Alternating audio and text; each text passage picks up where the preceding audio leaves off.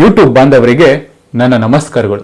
ವೀಕ್ಷಕರೇ, ಇವತ್ತಿನ ಈ ಒಂದು ಸಂಚಿಕೆಯಲ್ಲಿ ನಾನು ನಿಮಗೆ ತಿಳಿಸ್ಕೊಡುವಂತಹ ಒಂದು ವಶೀಕರಣ ಯಾವುದು ಅಂದರೆ ಸ್ತ್ರೀ ಮತ್ತು ಪುರುಷ ವಶೀಕರಣ. ನೀವು ಸ್ತ್ರೀಯನ್ನ ಕೇವಲ ಒಂದೇ ಒಂದು ಲಿಂಬೆಹಣ್ಣಿಂದ ವಶೀಕರಣ ಮಾಡ್ಕೋಬಹುದು. ಆದರೆ ಈ ಒಂದು ವಶೀಕರಣವನ್ನ ನೀವು ತುಂಬಾ ಶ್ರದ್ಧೆ ಮತ್ತು ಭಕ್ತಿಯಿಂದ ಮಾಡ್ಕೋಬೇಕಾಗ್ತದೆ. ವೀಕ್ಷಕರೇ, ಸುಮ್ಮನೆ ಕಾಟಾಚಾರಕ್ಕೆ ಮಾಡೋದಾದ್ರೆ ದಯವಿಟ್ಟು ಮಾಡೋಕೆ ಹೋಗ್ಬೇಡಿ. ತುಂಬಾ ನಮಗೆ ಬೇಕು, ಅವರು ನಮಗೆ ಬೇಕೇ ಬೇಕು, ಅವ್ರು ಇಲ್ಲದೆ ನಮ್ಗೆ ಬದುಕಕ್ಕಾಗಲ್ಲ, ಜೀವನದಲ್ಲಿ ತುಂಬಾ ನೊಂದೋಗಿದ್ದೀನಿ ಅಂತ ಇದ್ರೆ ಈ ಒಂದು ವಶೀಕರಣ ನೀವು ಮಾಡ್ಕೋಬಹುದು. ಆದ್ರೆ ಈ ಒಂದು ವಶೀಕರಣವನ್ನ ನೀವು ತುಂಬಾ ಒಂದು ಶ್ರದ್ಧೆ ಭಕ್ತಿಯಿಂದ ಮತ್ತು ಒಂದು ಒಳ್ಳೆ ಮನಸ್ಸಿನಿಂದ ಮಾಡ್ಬೇಕಾಗ್ತದೆ. ವೀಕ್ಷಕರೇ, ಒಂದು ಒಳ್ಳೆ ಮನಸ್ಸಿನಿಂದ ನೀವು ಈ ಒಂದು ಕಾರ್ಯವನ್ನು ಮಾಡಬೇಕಾಗ್ತದೆ. ಹಾಗಾದ್ರೆ ಈ ಒಂದು ವಶೀಕರಣವನ್ನ ಮಾಡೋದು ಹೇಗಂತ ಈ ಒಂದು ವಿಡಿಯೋದಲ್ಲಿ ನಾನು ನಿಮಗೆ ಸಂಪೂರ್ಣವಾಗಿ ತಿಳಿಸ್ಕೊಡ್ತಾ ಇದ್ದೀನಿ.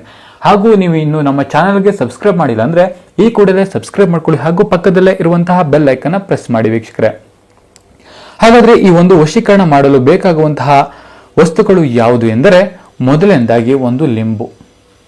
ವೀಕ್ಷಕರೇ, ಒಂದೇ ಒಂದು ಲಿಂಬನ್ನು ತಗೋಬೇಕು. ನಂತರ ತಗಡಿನ ಪೀಸು ನೋಡಿ, 2 ತಗಡಿನ ಪೀಸು, ಚಿಕ್ಕ ಚಿಕ್ಕ ಪೀಸ್ ತಗೊಂಡಿದ್ದೀನಿ 2. ಆ ನಂತರ ಒಂದು ಮೊಳೆ ತಗೊಂಡಿದ್ದೀನಿ. ಒಂದೇ ಒಂದು ವೀಳ್ಯದ ಎಲೆ ತಗೋಬೇಕು. ನಂತರ ನೀವು ಏನು ಮಾಡ್ಬೇಕಂದ್ರೆ, ನೀವು ಯಾವ ಒಂದು ಸ್ತ್ರೀಯನ್ನ ನೀವು ಇಷ್ಟಪಟ್ಟಿರ್ತೀರಲ್ಲ, ಪುರುಷನನ್ನ ಇಷ್ಟಪಟ್ಟಿರ್ತೀರಲ್ಲ, ನಾನು ಸುಮ್ಮನೆ ಉದಾಹರಣೆಗೆ ಒಂದು ಹೆಸರು ತಗೋತೀನಿ, ಮಂದಾಕಿನಿ ಅಂತ ತಗೋತೀನಿ. ಇಲ್ಲಿ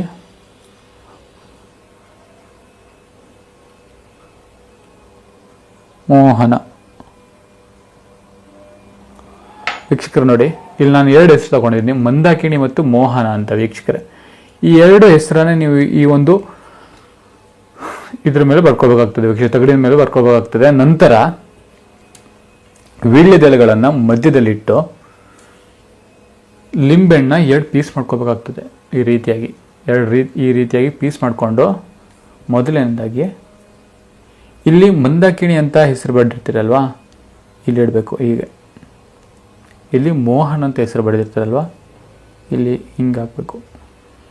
ಇಲ್ಲಿ ಈ ರೀತಿ ಹಾಕಿದ ನಂತರ ನೀವು ಮಾಡುವಂತಹ ಕಾರ್ಯಗಳು ಯಾವುದೆಂದರೆ ಈ ಒಂದು ಮಂತ್ರವನ್ನ ನೀವು ಜಪಿಸಬೇಕಾಗ್ತದೆ. ವೀಕ್ಷಕರೇ, ಆ ಒಂದು ಮಂತ್ರ ಯಾವುದು ಎಂದರೆ ಓಂ ಭಗವತೆ ಕ್ರೂಂ ಸರ್ವಜನಂ ವಶಂ ಕಾತ್ಯಾಯಿನಿಯೇ ಶೀಘ್ರ ವಶಂ ಪಟ್ ಸ್ವಾಹ ಅಂತ ಹೇಳ್ಬೇಕಾಗ್ತದೆ. ವೀಕ್ಷಕರೇ, ಅದು ಯಾವ ರೀತಿ ಅಂದ್ರೆ ಕುಂಕುಮ ಮತ್ತು ಅರಿಶಿಣವನ್ನ ಜೊತೆಯಲ್ಲಿ ತೆಗೆದುಕೊಂಡು ಈ ರೀತಿಯಾಗಿ ಹಾಕಿ ಹೇಳ್ಬೇಕಾಗ್ತದೆ. ವೀಕ್ಷಕರೇ, ಈ ರೀತಿಯಾಗಿ ನೋಡಿ ಆಗ್ತಾ. ಯಾವ ರೀತಿ ಅಂದ್ರೆ ಇನ್ನೊಂದ್ಸಲ ಹೇಳ್ತೀನಿ, ಕರೆಕ್ಟಾಗಿ ಕೇಳಿಸ್ಕೊಳ್ಳಿ.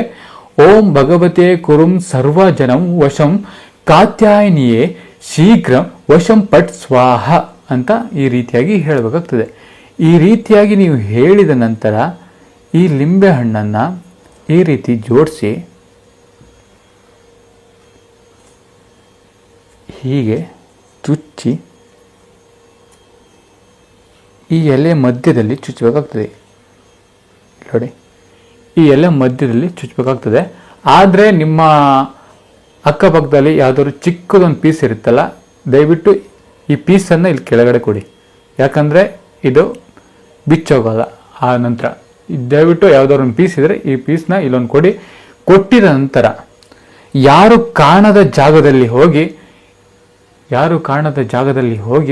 ನಿಮ್ಮ ಅಕ್ಕಪಕ್ಕದ ಮನೆ ಅಥವಾ ಹೊಳೆ ಅಥವಾ ಬಾವಿ ಇರುತ್ತಲ್ವಾ, ನೀವು ಬಾವಿಗಿಂತ ಹೊಳೆಲ್ ಬಿಟ್ರೆ ತುಂಬಾ ಒಳ್ಳೇದು. ವೀಕ್ಷಕರೇ, ಯಾಕಂದ್ರೆ ನೀವು ಹೊಳೆಲ್ ಬಿಟ್ಟು ಅಂದ್ರೆ ಇದು 1 ದಿನದಲ್ಲಿ ಆಗ್ಬೋದು ಕೆಲಸ, ಇಲ್ಲಾದ್ರೆ 1 ವಾರ ಆಗ್ಬೋದು, ಇಲ್ಲಾದ್ರೆ 4 ದಿನ ಆಗ್ಬೋದು. ಇಷ್ಟೇ ನೋಡಿ, 1 ದಿನ, 4 ದಿನ, 1 ವಾರ, ಈ 3 ಹೇಳಿದ್ನಲ್ಲ, ಈ 3 ಟೈಮಲ್ಲಿ ಅವರು ಬರ್ತಾರೆ. ವೀಕ್ಷಕರೇ, ಈ ಒಂದು ಇದನ್ನ ತೆಗೆದುಕೊಂಡು ಹೋಗಿ ಹೊಳೆಯಲ್ಲಿ ಹಿಂಗೆ ಬಿಡಬೇಕು, ಹರಿಯುವ ನದಿಯಲ್ಲಿ ಹೀಗೆ ಬಿಡಬೇಕು.